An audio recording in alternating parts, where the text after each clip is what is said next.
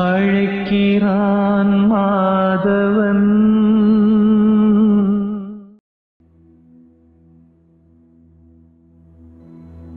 சரணம் குருஜிக்கு ஃபர்ஸ்ட் நான் தேங்க் பண்ணிக்கிறேன். திருமாறன் குருஜி உண்மையாவே சொல்றேன், இந்த 21 சேலஞ்சஸ் கிளாஸஸ் எவ்வளவோ மெடிடேஷன்ல எத்தனையோ கிளாஸஸ் நான் அட்டன் பண்ணியிருக்கேன். ஆனா வெரி வெரி பவர்ஃபுல் டுடே. என்ன அப்படின்னா, சில விஷயங்கள் மறந்து போன விஷயங்களை நம்மளோட மனம் எந்த அளவுக்கு டேட்டா எரைஸ் பண்ணாம அதை வச்சுட்டே இருக்குது எவ்வளவு கஷ்டமான விஷயம் அப்படிங்கறத அழகா சொல்லியிருந்தீங்க. ஆசம். உண்மையிலேயே எந்த விஷயத்தையும் திரும்ப திரும்ப முடிஞ்சு போனதை பேசி, அதாவது நம்ம ஃபாஸ்ட் ஃபியூச்சர் அது மட்டுமே திங்க் பண்ணாம ப்ரெசன்ட் ஆஃப் லைஃப்ல என்ன நம்ம பண்ணணும் அப்படிங்கறத நம்ம எடுத்துட்டு பண்ணனா நம்ம லைஃப் எப்படி சேஞ்ச் ஆகும் அப்படிங்கறத ஆசமா இன்னைக்கு ஒரு செஷனா நீங்க எங்களுக்கு பதிவு பண்ணி கொடுத்தீங்க. ரொம்ப ரொம்ப வெரி வெரி வெரி யூஸ்ஃபுல். தென் இது என் டாட்டர் அட்டன் பண்ணா இன்னும் பெட்டரா இருக்கும்னு நினைக்கிறேன். வில் சூன் அவங்களும் அட்டன் பண்றதுக்கு ரெடி ஆவாங்க. Thank you so much. Thanks a lot.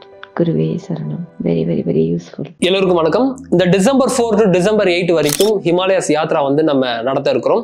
So Himalayas யாத்ரால neem Karoli Baba Ashrama இருக்கட்டும், அதுக்கப்புறம் மகாவதார் பாபாஜி கோகையா இருக்கட்டும், இந்த மாதிரி ரொம்ப ஸ்பிரிச்சுவலா வைப் அதிகமா இருக்கக்கூடிய பிளேசஸ் நம்ம விசிட் பண்ண இருக்கிறோம்.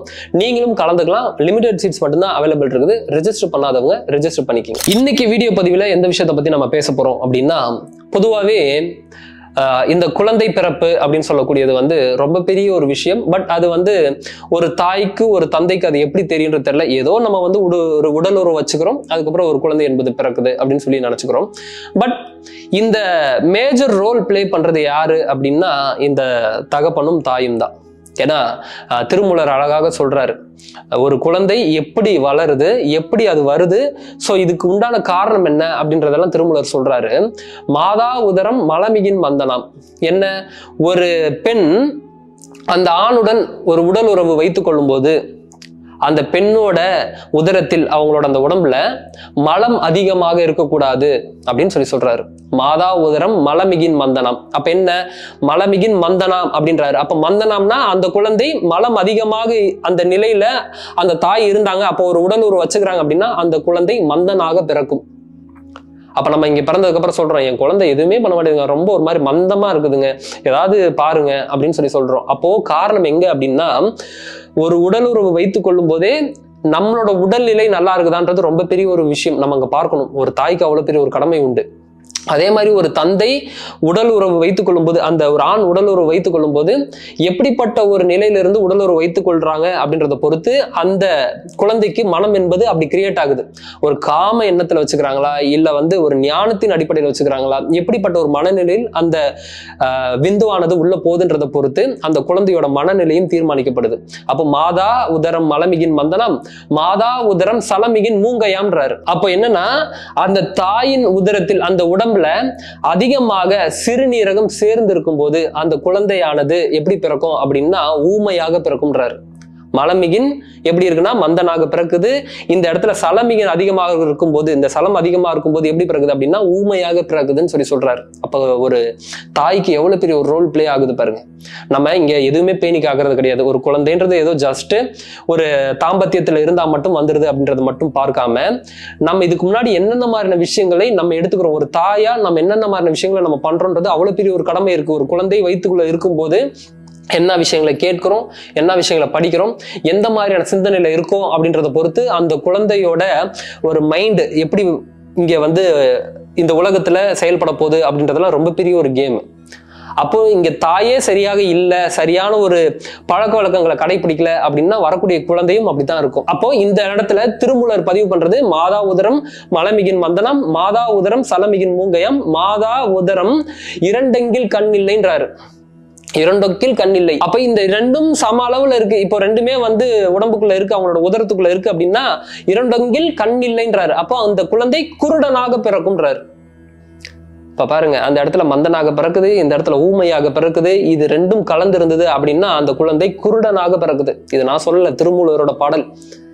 மாதா உதரம் மலமிகின் மந்தனா மாதா உதரம் சலமிகின் மூங்கையாம் மாதா உதரம் இரண்டொங்கில் கண்ணில்லை மாதா உதரத்தில் வந்த குலவிக்கின்றார். மாதா உதரத்தில் அந்த தாயோட வயிற்றுல வந்த அந்த குழந்தைக்கு இந்த மாதிரியான ஒரு நிலை ஏற்படும் அப்படின்றார்.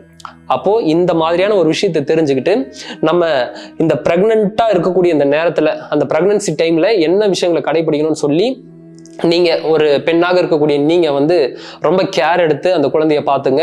ஏன்னா வந்ததுக்கு அப்புறம் என் குழந்தை இப்படி ஆயிடுச்சுங்க, என் குழந்தை அப்படி ஆயிடுச்சுங்க, இது கர்ம வினைப்படி வந்துருச்சுங்க அப்படின்னு சொல்றதை தாண்டி நம்ம இங்க என்ன செயல் செய்ய முடியுமோ, கர்ம வினை உண்டு இல்லைன்னு சொல்லல, பட் இங்க உங்களால என்ன செயல் செய்ய முடியுமோ நீங்க அதற்கு நீங்க ரெடி பண்ணி வச்சிருக்கணும். நீங்க தயாரா இருந்தீங்களா?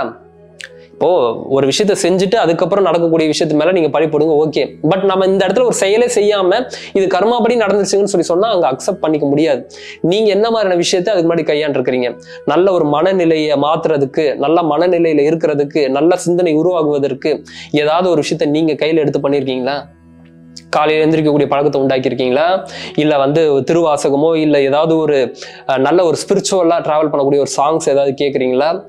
இல்ல ஏதாவது ஒரு நல்ல தர்ம சிந்தனைகளை போதிக்கக்கூடிய அளவுக்கான சில நூல்களை படிக்கிறீங்களா? இல்ல யாராவது சொல்லக்கூடிய சத்சங் கேட்குறீங்களா? யாராவது ஸ்பீக்கர்ஸ் பேசுறதை கேட்குறீங்களா? இல்ல மற்றவங்களுக்கு காது கொடுத்து செவி கொடுத்து கேட்கக்கூடிய ஒரு நிலை இருக்கா? எதுவுமே இல்லை. நான் சொல்றது கரெக்ட் இப்படின்னு சொல்லி போனாலும், இல்ல என் உடம்பெல்லாம் பெருசா நான் பாதுகாத்துக்க மாட்டேன் அப்படின்னு சொல்லி இருந்தாலும் வரக்கூடிய குழந்தை பாதிப்பாகத்தான் வரும். இதை வந்து ஜாதகத்துல பார்த்தா இப்படிப்பட்ட ஒரு தாய்க்கு இப்படி ஒரு குழந்தை பிறகுதுன்னா அவங்களோட ஜாதகத்துல இப்படிப்பட்ட ஒரு டிசைன் இருக்கும். இந்த குழந்தை இப்படி வந்து உருவாகுது, அப்ப இந்த குழந்தை இதெல்லாம் அனுபவிக்க போகுதுன்னு சொல்லி இருக்கும். அப்ப நீங்க கொஞ்சம் உங்களை தயார்படுத்திக்கும் போது, செயல்களை நீங்கள் கொஞ்சம் மாற்றிக்கும் போது அதோட வீரியம் என்பது குறையுது. இங்க பிரச்சனையே ரொம்ப நல்லா டீப்பா நீங்க புரிஞ்சுக்கணும். எல்லாம் ஜாதகப்படி நடக்குதுங்க, எல்லாம் இங்க வந்து இப்படி நடக்குதுங்க அப்படின்னு சொல்லிட்டு நீங்க அப்படியே உட்காந்துறதுதான் பிரச்சனை. கொஞ்சம் மாத்துறதுக்கு இங்க என்னால என்ன செயல் பண்ண முடியுமோ அதை நான் கொஞ்சம் செயல் மாத்துறதுக்கு இங்க யாரும் முன்வர இல்லை, யாரும் தயாராகவும் இல்லை. அதை நீங்க பண்ண ஆரம்பிச்சிட்டீங்கன்னா இப்படிப்பட்ட ஒரு கேள்வியெல்லாம் உங்களுக்கு வராது. சோ திருமூலர் சொன்னது இது, நான் சொன்னது கிடையாது. இந்த 4 வரியில எவ்வளவு பெரிய ஒரு விளக்கத்தை வச்சிருக்கிறாரு பாருங்க, ரொம்ப பெரிய ஒரு விஷயம். ஸோ இது யாருமே வந்து நீங்க எந்த ஒரு நூல்கள் எடுத்தாலும், எப்படிப்பட்ட ஒரு யூனிவர்சிட்டியில படிச்சாலும் இப்படி ஒரு மேட்டரை இத்தனை வருஷத்துக்கு முன்னாடி இவ்வளவு சிம்பிளா ஒரு 4 வரிகள் எல்லாம் சொல்லிட்டு போக முடியாது. இதுக்கு எங்க போய் அவர் வந்து MBBS படிச்சாரு, எங்க போய் நிறைய அந்த கேஸ் ஸ்டடி எடுத்தாரு, இது எல்லாம் ஞானத்திலிருந்து எழுதக்கூடிய விஷயங்கள். ஸோ இதை கொஞ்சம் பார்த்து பிரெக்னன்சி டைம்ல நம்ம எப்படி இருக்கணும்ன்றத கொஞ்சம் பார்த்து கையாளுங்க. குழந்தை வரக்கூடிய குழந்தை ரொம்ப ஞான குழந்தையாக இருக்கும். ஸோ இந்த விஷயம் புரிஞ்சிருக்கும். மீண்டும் அடுத்த வீடியோல சந்திப்போம். நன்றி, வணக்கம். இந்த இமயமலை யாத்ரா டிசம்பர் 4 to டிசம்பர் 8 வரைக்கும் நடக்க இருக்குது. 4 இரவாக 5 பகலாக நம்ம டிராவல் பண்ண இருக்கிறோம். நீங்களும் என்னுடன் சேர்ந்து தான் டிராவல் பண்ண இருக்கிறீங்க. ஸோ இது முழுமையாக ஒரு ஸ்பிரிச்சுவல் ரீட்ரீட் ப்ரோக்ராமாக இருக்க போது. 4 ஸ்டார் ஹோட்டல்ல தான் தங்க போறோம். நீம் கரோலி பாபா ஆசிரம் போக போறோம். மகாவதார் பாபாஜி குகை போக போறோம். இந்த மாதிரி ஒரு சக்தி வாய்ந்த இடங்கள் அனைத்தையும் நம்ம விசிட் பண்ண போறோம். நிறைய விஷயங்கள் பேச இருக்கிறோம், நிறைய விஷயங்களை எக்ஸ்பீரியன்ஸ் பண்ண இருக்கிறோம். லிமிடெட் சீட்ஸ் மட்டும் தான் அவைலபிள் இருக்குது. நீங்களும் இந்த யாத்திரால கலந்துக்கணும் அப்படின்னா கீழே கொடுத்திருக்க லிங்கை கிளிக் பண்ணி ஜாயின் பண்ணிக்கோங்க.